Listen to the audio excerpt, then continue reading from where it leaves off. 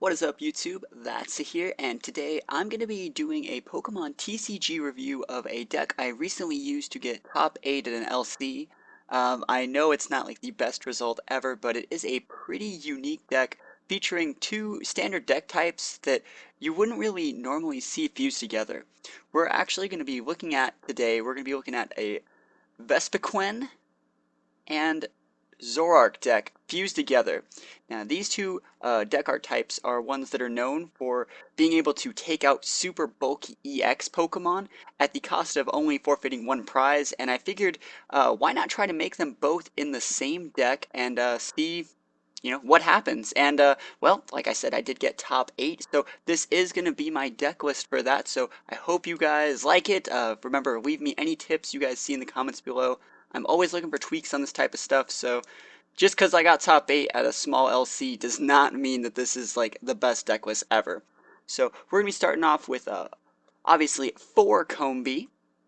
That is the unevolved form of Vespiquen. Is it Vespiquen or Vespiquen, Vespa something, whatever. So we got 4 Combi, 4 Vespiquen, obviously. We're going to be running 4 Zora, and I'm deciding to go with this Zora because this is the one that I had on hand. I know there is another option. I think it has like the ability to like confuse as well with a different type of attack or something. I think it can. Oh yeah, it can discard cards. Anyways, that's not the one I'm going with. We're going to go with the Zora. We're only going to use 3 Zoroark. We're going with a 4-3-2 line of Zoroarks. And note that we're using the Zoroark Break in this deck. The Zoroark Break is pretty much what lets us, come over that last big hurdle that always happens in their game. There's always that one showdown between their Pokemon that has all their energy attached to it, and well, we're going to use Zoroark Break as our biggest heavy hitter, and that will come back later as I talk about the rest of the deck. So to feed the Vespiquen, remember Vespiquen scales off of the discard pile. We're going to be using 4 Unknown. We're going to be using 2 Shaman EX. We're actually going to be running 2 Jirachi, because this deck is similar to a deck like Night March. Remember, Night March is a super good deck, and its biggest strength is really that it can pick up KOs on opposing Pokemon for relatively cheap with basic Pokemon like Joltik and other just Night March users that don't really ever cost anything, don't really require that much setup. So we're going to be using Jirachi to shut those down. We are going to be using 1 Bunnelby here to kind of recycle all our double colorless energies, and this is what I think is really cool. We are going to be running a Solrock in this deck. I think Solrock is a super cool Pokemon. Its attack Solar Generator lets you search your deck for up to 2 special energy cards, reveal them, and put them in your hand. And Solrock is actually going to be the main setter for this deck. You only really need 1. I mean, I could try and deck 2. If you guys can see a spot where I could possibly fit another Solrock, please let me know, because also just another Pokemon to feed Vespiquen's Bee Revenge would just super help as well. So yeah, Solrock, super cool Pokemon, lets me pretty much tutor for up to 2 DCEs from my deck, and that's exactly what my deck needs. So this is my Pokemon list. I am going to be running a few Dark Energy to use Zoroark's Foul Play, and other than that, the deck pretty much just scales off double colorless energies. We've got double colorless energies for Bee Revenge, double colorless energies for Mind Jack, double colorless energies for Sky Return. I never really have to use that. And then a few random dark energy for Foul Play, Rotom, Solrock, and Jirachi. I should probably talk about the energy spread. It's not that uncommon. We're going to be running 4 double colorless energies and 4 dark energies. And you may think, well, if I was really talking about running that many energies, I would probably, or talking about running that many attacks that require single energies like the dark energy, I should probably run a couple more. I'm trying to maximize the space. These two deck dark types aren't really made to be put together, so it's already really hard to build the deck in the first place. And remember, Solrock is a main point of the deck. We're going to be running supporters to search out Solrock. We're going to be running items to search out the energies, and it should be pretty cool.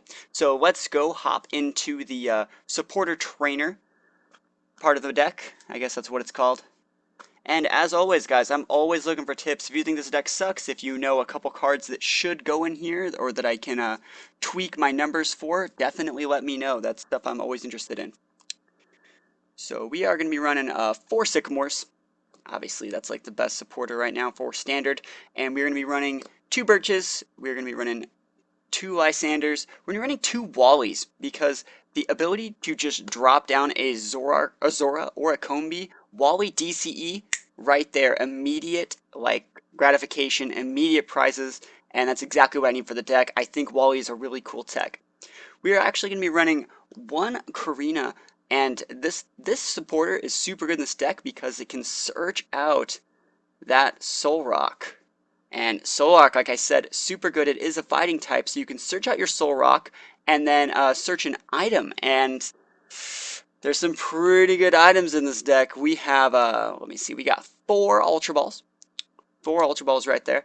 We have two Level Balls. We only have two Verse Seekers because I only have two Verse Seekers. And like I said, I'm really trying to streamline everything. Normally, I would actually run a couple more Birches. We're running two Battle Compressors because this isn't really Night March. There isn't that many things to discard. But every once in a while, you need a really quick boost to Vespiquen's Be Revenge. And Battle Compressor is the exact type of thing to do that. Also helps you thin your deck from things you know you aren't going to use anymore. Like if there's no reason to use Jirachi in the matchup, I'm just going to, Battle Compressor those out early. We're going to run one Float Stone just because Zoroark has a relatively high retreat cost. Things like Zoroark has a relatively high retreat cost. So we're going to run a Float Stone for that. And then we're actually going to be running, this is the thing that I usually like to search with my Zoroark. We're going to be running one Professor's Letter. You can go Karina for Zoroark and Professor's Letter. Professor's Letter will get you two Dark Energies. Attach a Dark Energy to Zoroark, and then you use the Solar Generator move. Search your deck for two double colorless energies, and that Karina got you a Dark Energy, two double colorless energy, and board presence. Pretty cool little strat right there. And then the last two things is two Muscle Bands. I would like to fit another Muscle Band in here, but I just can't find the room. I know Muscle Band is something you really want with this deck because your Pokemon actually don't hit very hard. Be Revenge is based off your discard pile, and Zoroark is based off their back row, their bench. So this deck really heavily involves on your opponent pretty much playing into your hands, but it is a pretty fun deck to play with. Let me know what you guys think about it in the comments below, and yeah, peace out, guys. See you guys next time.